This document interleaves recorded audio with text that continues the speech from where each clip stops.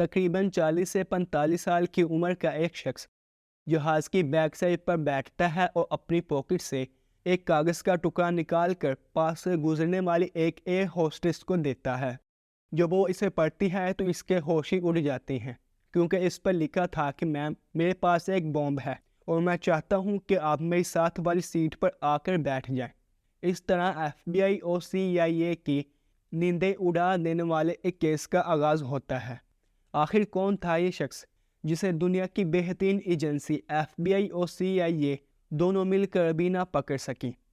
السلام علیکم، سٹوری سٹریمر پر خوش آمدید۔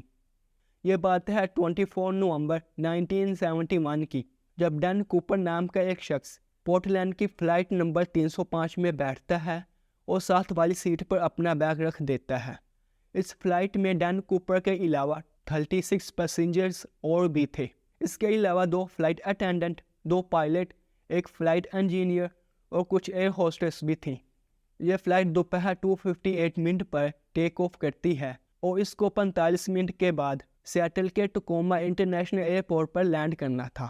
اس فلائٹ کو ٹیک آف کیے ابھی چند منٹ ہی گزرے تھے کہ ڈین کوپر نے اپنی پاکٹ سے ایک کاغذ کا ٹکڑا نکالا، پاس سے گزرنے والی ایک ایئر ہوسٹس کے ہاتھ میں تھما دیا۔ جب اس نے پڑھا تو اس کے ہوش ہی اڑ گئے، کیونکہ اس پر لکھا تھا کہ میم میرے پاس ایک بم ہے اور میں چاہتا ہوں کہ آپ میری ساتھ والی سیٹ پر آ کر بیٹھ جائیں۔ اس وقت نہ تو میٹل ڈیٹیکٹر ہوتا تھا اور نہ ہی کسی کی پراپر ویریفیکیشن کی جاتی تھی۔ کوئی بھی شخص آسانی سے انلیگل ویپن اپنے ساتھ فلائٹ میں لے جا سکتا تھا۔ جب یہ لڑکی ڈین کوپر کے پاس آ کر بیٹھی تو ڈین کوپر نے اپنا بیگ کھولا جس میں ایک بم تھا۔ ڈین کوپر نے اس کو اپنی 3 ڈیمانڈز بتائیں جو اس نے جا کر پائلٹ کو بتانی تھی۔ اس نے کہا کہ مجھے شام 5 بجے سے پہلے $2 لاکھ، 2 پیراشوٹ اور ایئرپورٹ پر ایک ریفیولنگ ٹرک ریڈی چاہیے۔ یہ لڑکی ڈین کوپر کی ڈیمانڈز لے کر پلین کے کاکپٹ میں گئی جہاں پائلٹ بیٹھتے ہیں، اور پائلٹ جس کا نام ولیم تھا اس کو سارا قصہ سنا دیا۔ پائلٹ نے یہ سارا قصہ جب ایئرپورٹ کی انتظامیہ کو سنایا تو ان کے بھی ہوش اڑ گئے، کیونکہ امریکہ کی ہسٹری میں پلین ہائی جیک کا یہ پہلا واقعہ تھا۔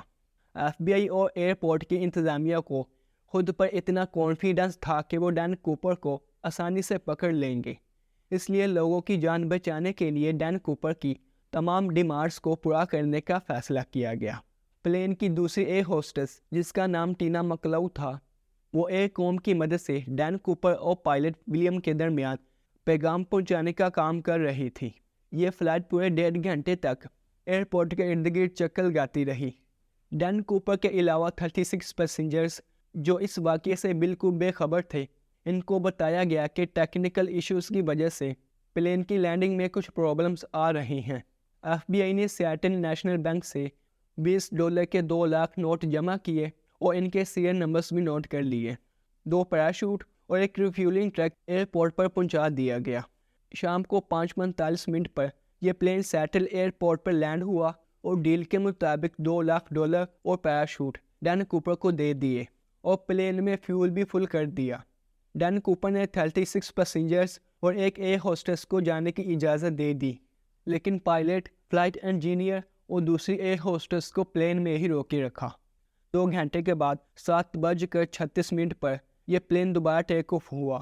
ڈین کوپر نے ٹینا مکلو کے ذریعے پائلٹ کو پیغام پہنچایا کہ میں چاہتا ہوں کہ پلین کے لینڈنگ گیئر اور فلیپس کھلے رکھیں، الٹیٹیوڈ 10,000 فٹ تک رہے اور اس کی سپیڈ 320 کلومیٹر پر آور پر رہے، اور اس پلین کو سیدھا میکسیکو سٹی لے جاؤ۔ پائلٹ نے ڈین کوپر کی تمام ڈیمانڈز کو قبول کیا، لیکن میکسیکو جانے والی ڈیمانڈ قبول نہ کی۔ پائلٹ نے کہا کہ میکسیکو جانے کے لیے فیول ناکافی ہے۔ پائلٹ نے فیولنگ کے لیے ڈین کوپر کو 2 چوائس دی، رینو سٹی یا فیونکس سٹی۔ ڈین کوپر نے رینو سٹی کا انتخاب کیا۔ پلین رینو سٹی کی طرف جا ہی رہا تھا کہ ڈین کوپر نے پاس بیٹھی ٹینا مکلو کو پلین کے کاکپٹ میں پائلٹ کے پاس جانے کو کہا، اور ساتھ میں یہ بھی کہا کہ جب تک میں نہ کہوں واپس مت آنا۔ ٹینا نے کاکپٹ کا دروازہ بند کرتے ہوئے دیکھا کہ ڈین کوپر اپنی کمر پر کچھ باندھ رہا ہے۔ پھر کچھ دیر بعد پلین کا دروازہ اوپن ہونے والا الارم سنائی دیا۔ پائلٹ نے ڈین کوپر سے بات کرنے کی کوشش کی، لیکن کوئی جواب نہیں ملا۔ 3 گھنٹے کے بعد یہ پلین رینو ایئرپورٹ پر لینڈ ہوا تو FBI نے پلین کو چاروں طرف سے گھیر لیا۔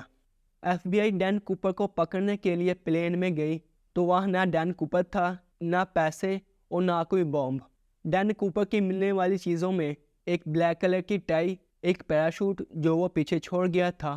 اب سب کے سامنے ایک سوال تھا کہ ڈین کوپر نے سیاٹل اور رینو کے درمیان کس لوکیشن پر جمپ کیا ہوگا۔ یہ پلین آٹو پائلٹ پر تھا، یعنی کہ پلین کا راستہ پہلے سے ہی ریکارڈڈ تھا۔ ایف بی آئی کو لوکیشن جاننے میں زیادہ پریشانی نہیں ہوئی۔ ریکارڈڈ فلائٹ سے پتہ چل گیا کہ پلین کا دروازہ 8:10 پر اوپن ہوا۔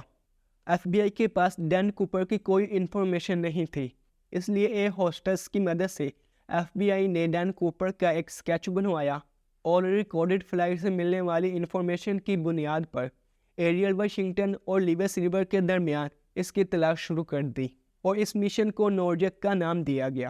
جس جگہ ڈین کوپر کو تلاش کیا جانا تھا وہ جگہ پہاڑوں، درختوں اور ندی کے درمیان تھی۔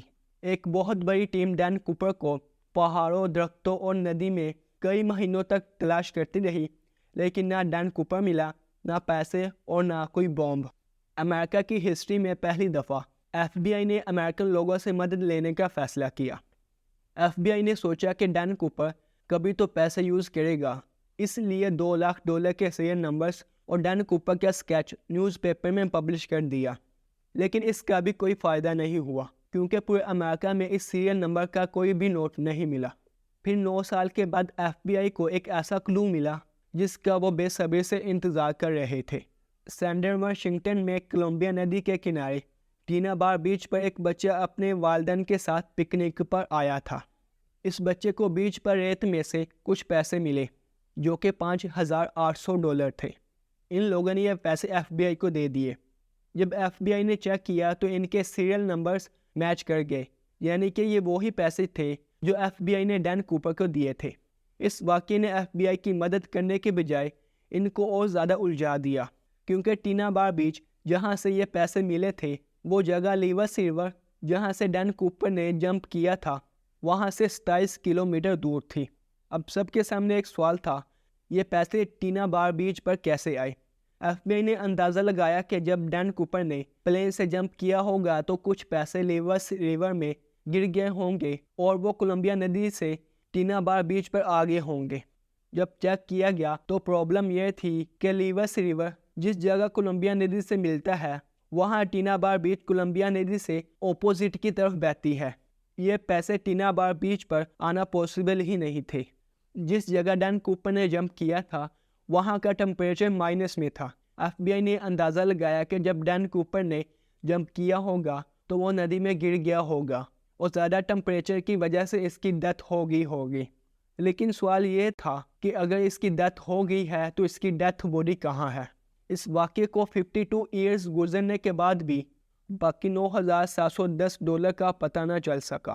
ڈین کوپر کون تھا، کہاں رہتا تھا اور اس کا اصل نام کیا تھا؟ یہ سب صرف سوال ہیں جن کا جواب کسی کو نہیں پتا۔ یہ ایف بی آئی کا ایک ایسا کیس ہے جسے آج تک بند نہیں کیا گیا، اور آج بھی ایف بی آئی ڈین کوپر کی تلاش میں لگی ہوئی ہے۔ آج کے لیے اتنا ہی۔ آپ اپنا اور اپنے پیاروں کا بہت سا خیال رکھیں اور ساتھ میں ہمارے اس چینل کا بھی۔ خدا حافظ۔